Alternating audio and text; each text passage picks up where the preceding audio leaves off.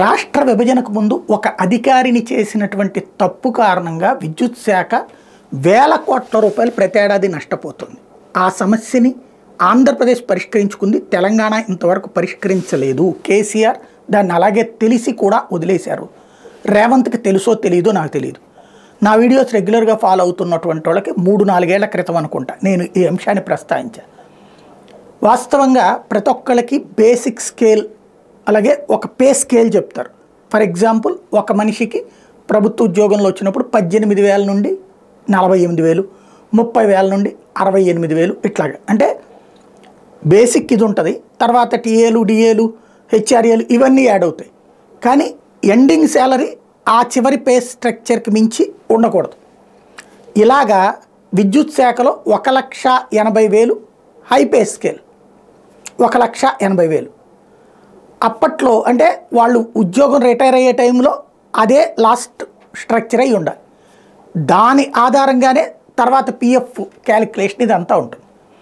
అయితే వాళ్ళ కొంతమందికి ఏమైందంటే ప్రతి ఏడాది శాలరీ హైక్స్, అదే ఈ పిఆర్సీలు వచ్చినప్పుడు శాలరీ హైక్స్ వస్తుంటాయి కదా, ఇలా హైక్ వచ్చినప్పుడు ఒక సర్టన్ స్టేజ్ వచ్చాక ఒక 7గురికి మాత్రం అందరితో పాటు పెరగల. ఎందుకంటే వాళ్ళు ఆ ఎండింగ్ స్టేజ్కి వచ్చేసారు.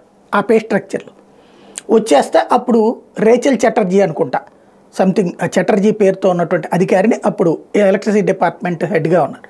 ఆమెకి 7గురు వెళ్తే ఆమె మెహర్బానీ కోసం ఒక ఇంటర్నల్ మెమో ఇచ్చారు, ఎగ్జంప్షన్ ఇస్తూ వాళ్ళకి మామూలుగా మిగతా వాళ్ళతో సమానంగా పే స్ట్రక్చర్ పెంచుతూ ఉండండి అని చెప్పి.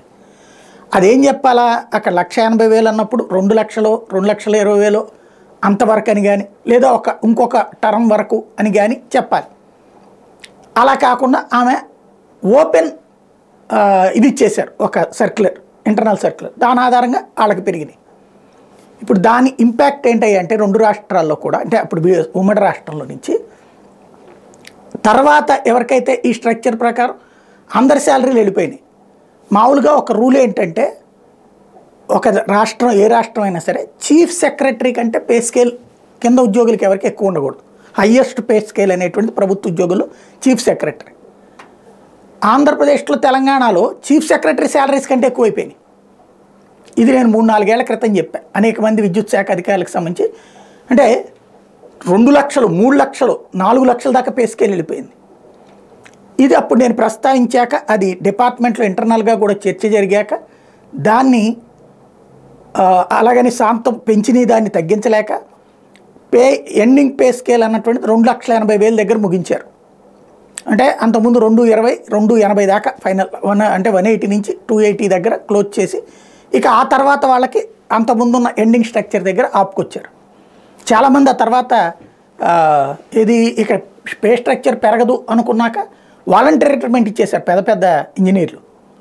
ఎందుకంటే ఇక పెరగనప్పుడు ఎందుకులే, దాంట్లో అనేది వాలంటీర్ రిటైర్మెంట్ బెనిఫిట్స్ వస్తుంది, తర్వాత లైఫ్ లాంగ్ ఇవి వస్తాయి కాబట్టి అన్నటువంటి కోణంలో.